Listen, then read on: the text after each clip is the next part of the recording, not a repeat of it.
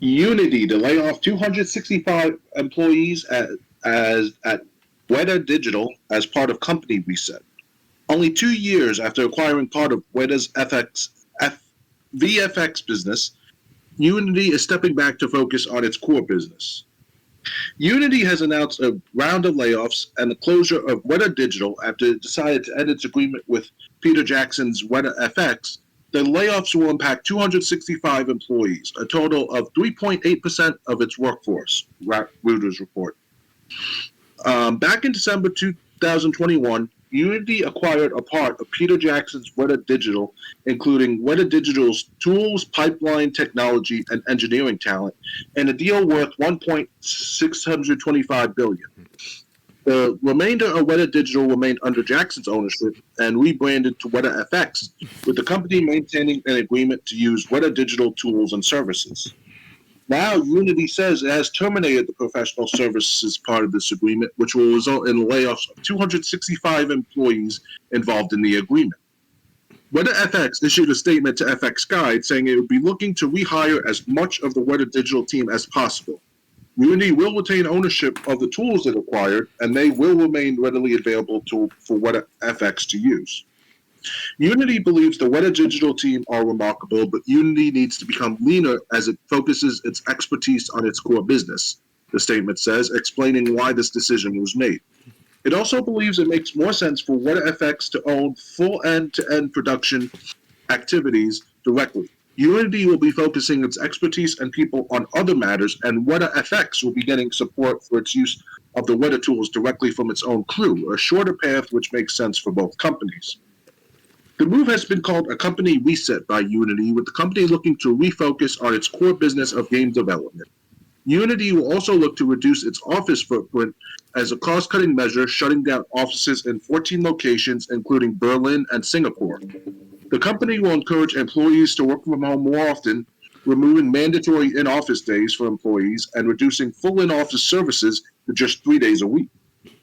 The layoffs come at a tumultuous time for the company after it tried to introduce the unpopular one-time fee to make up revenue. The fallout from that announcement saw a developer across the industry denounce Unity, along with a steep drop in share price, and CEO John Riccitiello stepped away from the company. Unity employees have already faced layoffs once this year, with 8% of its workforce laid off in May, in a move the company said was necessary for higher growth. So, what do you think of these layoffs from Unity? Now, Unity, if I recall correctly, what were their games they produced or created, if I recall correctly? It doesn't say in the article. I'm seeing if there's a link to what they've done. Let's see if anything in the comments. Because I like to look at the studio's production of their games, see if how high caliber, how high value they are to the company and to the public. Because the higher the game is the value to the public, the better for that company to sustain itself. Right. Okay. I'm getting a list right now. Games developed on Unity.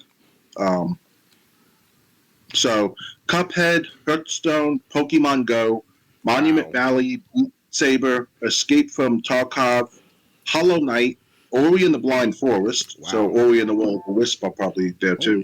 Among Us, Outer Wilds, RimWorld, Subnautica, City Skyline, Fall Guys, Getting Over It, Marvel Snap, Rust, Totally Accurate Battle Simulator, Tunic, Untitled Goose Game, Inside, Escape Plan, Golf Story, and The Forest. Oh, Inside. Oh, wow.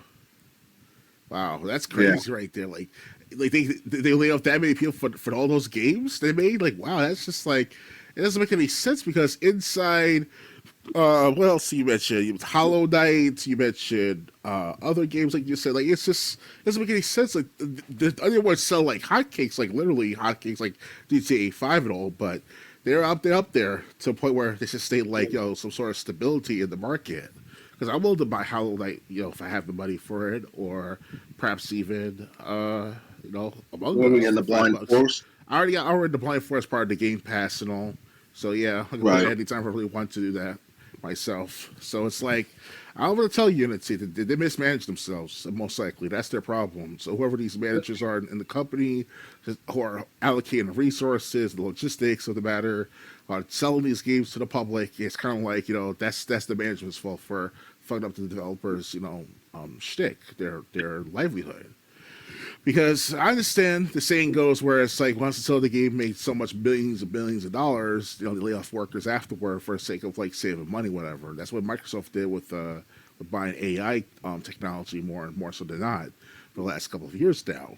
Because we hear about this new AI system with ChatGPT for the last couple of years now, and that's what Microsoft did as of late. They lay off all these workers, hundreds of workers, if not thousands, and then they used the fucking AI technology to replace them.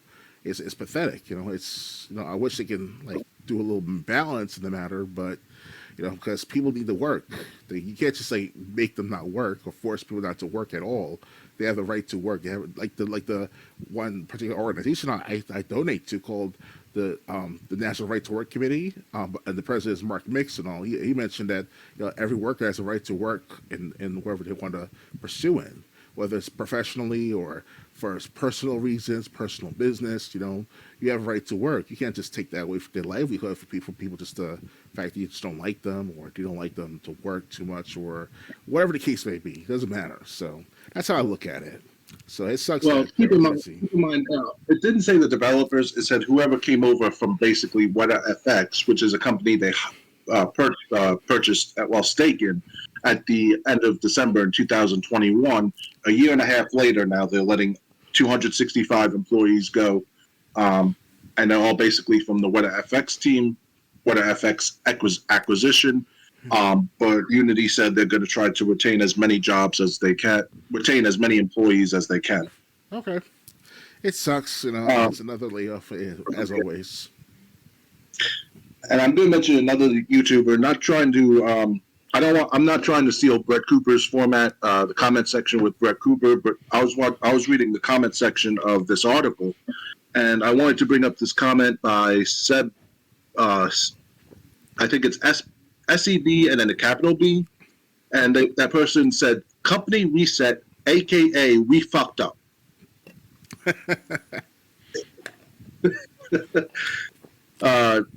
Natendian says Unity owned Weta Digital.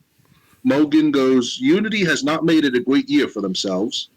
Seb replied to that comment by beautiful greed.